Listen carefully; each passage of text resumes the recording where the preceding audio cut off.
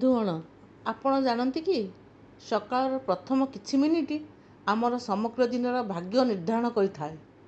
ଶାସ୍ତ୍ରରେ କୁହାଯାଇଛି ଯେ ଯେଉଁ ବ୍ୟକ୍ତି ପ୍ରଭାତ ସମୟରେ ଭଗବାନଙ୍କ ସ୍ମରଣ କରେ ତାଙ୍କ ଜୀବନରେ ସକାରାତ୍ମକ ଶକ୍ତିର ପ୍ରବେଶ ହୁଏ।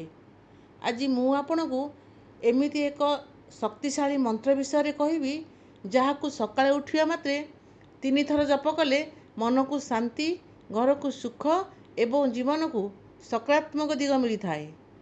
ତେବେ ବନ୍ଧୁଗଣ, ଆମେ ଅନେକ ସମୟରେ ସକାଳେ ଉଠିବା ମାତ୍ରେ ମୋବାଇଲ ଦେଖୁଥାଉ, କିନ୍ତୁ ଏହା ବଦଳରେ ଯଦି ଭଗବାନଙ୍କ ନାମ ସ୍ମରଣ କରିବା ତେବେ ଆମର ଚିନ୍ତାଧାରା ଶୁଭ ହୋଇଥାଏ।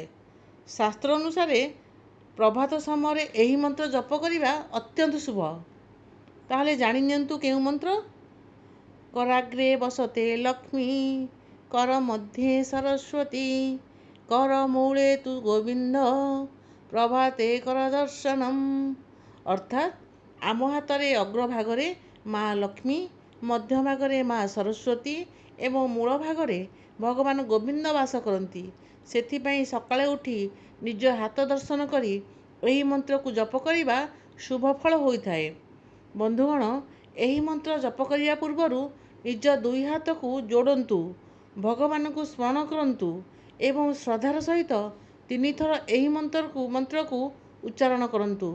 ଏହା କରିବା ଦ୍ୱାରା ମନରେ ନକାରାତ୍ମକ ଚିନ୍ତା ଦୂର ହୋଇଥାଏ, ଆତ୍ମବିଶ୍ୱାସ ବୃଦ୍ଧି ପାଏ ଏବଂ ଦିନଟି ଭଲ ଭାବରେ କଟେ। ଅନେକ ଲୋକ କହନ୍ତି ଯେ ତାଙ୍କ ଜୀବନରେ ବାରମ୍ବାର ବାଧା ଆସୁଛି, କାମରେ ସଫଳତା ମିଳୁନାହିଁ। କିନ୍ତୁ ଶାସ୍ତ୍ର କୁହେ ଯେତେବେଳେ ଦିନର ଆରମ୍ଭ ଶୁଭ ଚିନ୍ତା ଏବଂ ଭଗବାନଙ୍କ ସ୍ମରଣରେ ହୁଏ ସେତେବେଳେ ମନୋବଳ ବଢ଼ିଥାଏ ଏବଂ ଆମ ନିଜ କାର୍ଯ୍ୟକୁ ଭଲ ଭାବରେ କରିପାରୁ। ଏହି ମନ୍ତ୍ର କେବଳ ଧନ ପାଇଁ ନୁହେଁ, ଜ୍ଞାନ, ଶାନ୍ତି ଏବଂ ଭଗବତ କୃପା ପ୍ରାପ୍ତି ପାଇଁ ମଧ୍ୟ ଜପ କରାଯାଇଥାଏ।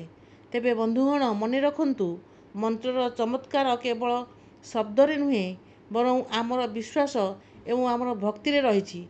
ଯେତେ ଅଧିକ ଶ୍ରଦ୍ଧା ସହିତ ଜପ କରିବେ ସେତେ ଅଧିକ ମାନସିକ ଶାନ୍ତି ଅନୁଭବ କରିବେ। ଯଦି ଆପଣ ପ୍ରତିଦିନ ଏହି ମନ୍ତ୍ର ଜପ କରନ୍ତି ତେବେ ଆପଣଙ୍କ ଜୀବନରେ ସକାରାତ୍ମକ ପରିବର୍ତ୍ତନ ଅନୁଭବ କରିପାରିବେ। ଆପଣ ପ୍ରତିଦିନ ସକାଳେ ଭଗବାନଙ୍କର କେଉଁ ମନ୍ତ୍ର ଜପ କରନ୍ତି? କମେଣ୍ଟରେ ନିଶ୍ଚୟ ଲେଖନ୍ତୁ। ଭିଡ଼ିଓଟି ଭଲ ଲାଗିଥିଲେ ଲାଇକ୍, ସେୟାର ଏବଂ ଚ୍ୟାନେଲ ସବସ୍କ୍ରାଇବ୍ କରିବାକୁ ଭୁଲିବେ ନାହିଁ। ଜୟ ଶ୍ରୀ ଜଗନ୍ନାଥ।